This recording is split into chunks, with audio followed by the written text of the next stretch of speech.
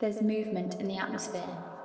I can hear the distant grumbling growing louder, the gentle rumblings under my feet turning into tremors, the murmurings amongst the people shifting to shouts of joy and cries of pain, groaning inwardly, waiting eagerly, crying out in sheer desperation.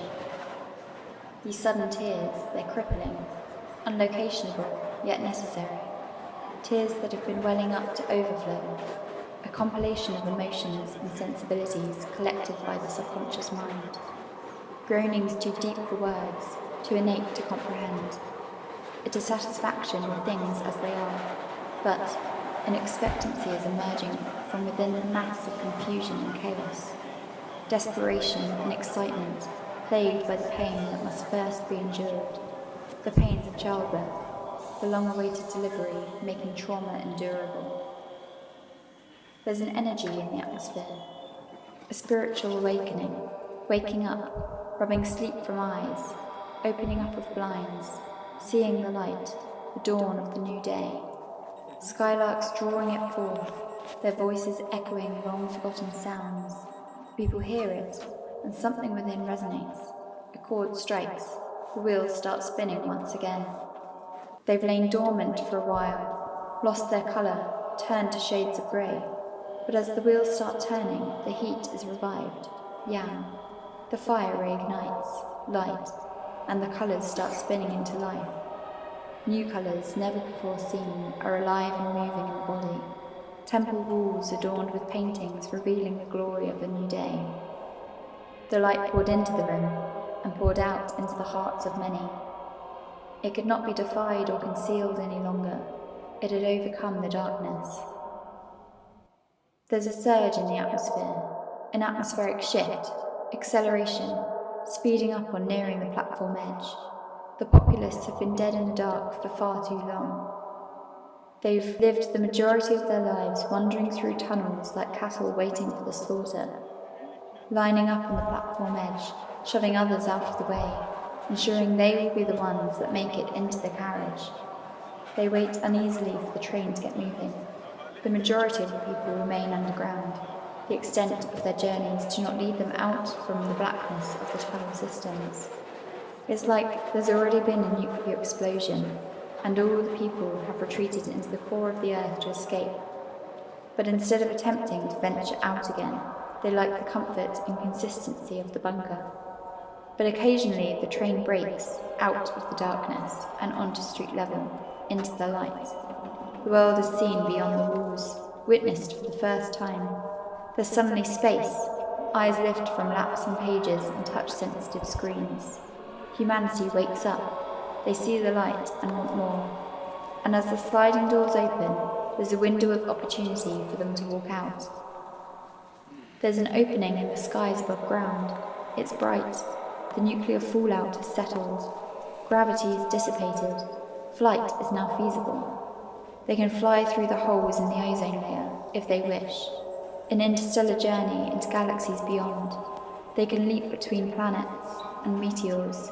Their bodies have been liberated. The mind is the one thing that would hold them captive. The limitations of the imagination clamping them down to the surface of the earth. Or worse, an anchor dragging them to the deepest parts of the ocean. Suffocation will be the first form of suffering that hits.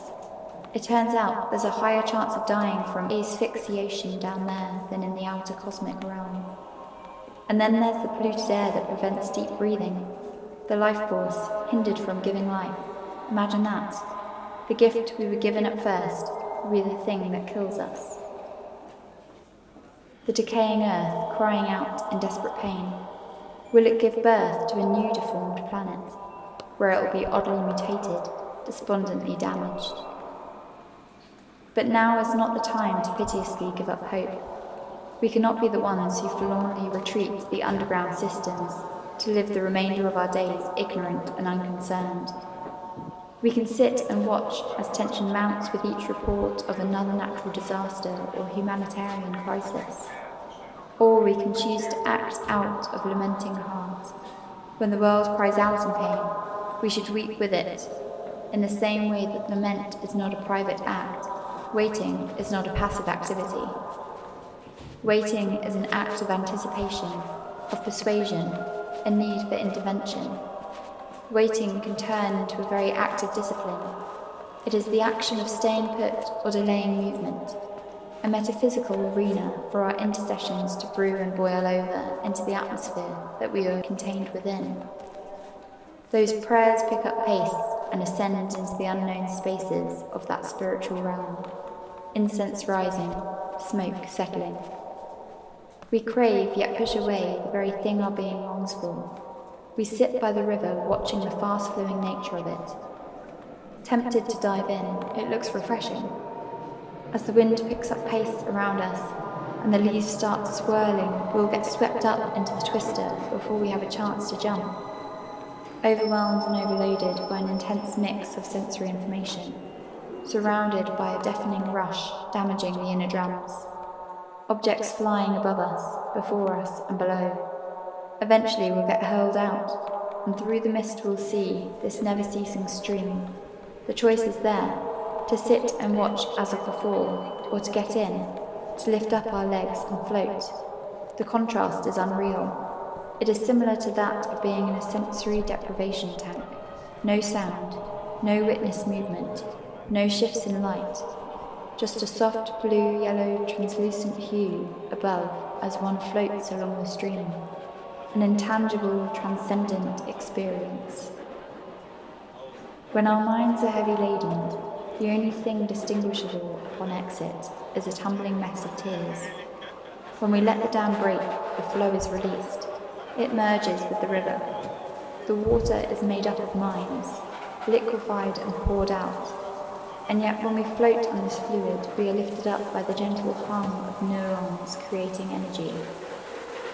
New, unbelievable neurological networks are formed between this mass of minds, a web of connectivity. It holds the surrendered being up as though suspended in space, on the water, within the water, consumed by the water. The water is a living entity, a body of surrendered souls. A confluence. Several of these waterways coalesce at a point on the journey. They flow to a single point, meeting to decipher which way to continue on in. It's inevitable that a further split will form along the way. One will end by running off the edge, a long drop into a dark, still pool. The other will rush, gathering momentum as it slips soundly into the ocean. Another water source is not far off. The river ways could lead to it or run past it. Few stop to jump out and look in. I do. I look into the pools. They're mesmerizing like eyes. They're deeper than minds. They contain information unknown, thoughts that are higher than those of the world. Like giant eyes, enthralling. They cast an ethereal enchantment as I gaze into the abyss. I feel a pull like magnetic attraction. The swirling depths of the waters, I'm captivated, drawn ever closer, till I tilt too far forward and tip over the edge, caught in this moment, frozen in space and time, plunged into the pupil of the pool. There's no end to it. It's an eternal space. The depths are untraceable, unknowable. Light rays are absorbed in this space. It is a point of seeing, yet no being can look within. It is a holy enigma. We can be consumed by it, yet still have no means of scrutinizing it.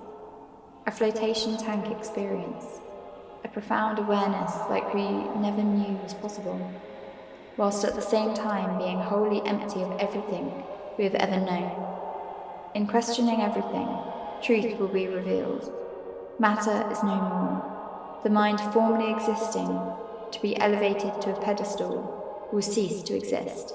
It will all cease to exist, or at least in the way we now know it. So maybe the one way to understand is to let go and drift into the in-between space, white noise, the realm containing everything and nothing, all within a frame, a screen, a moment.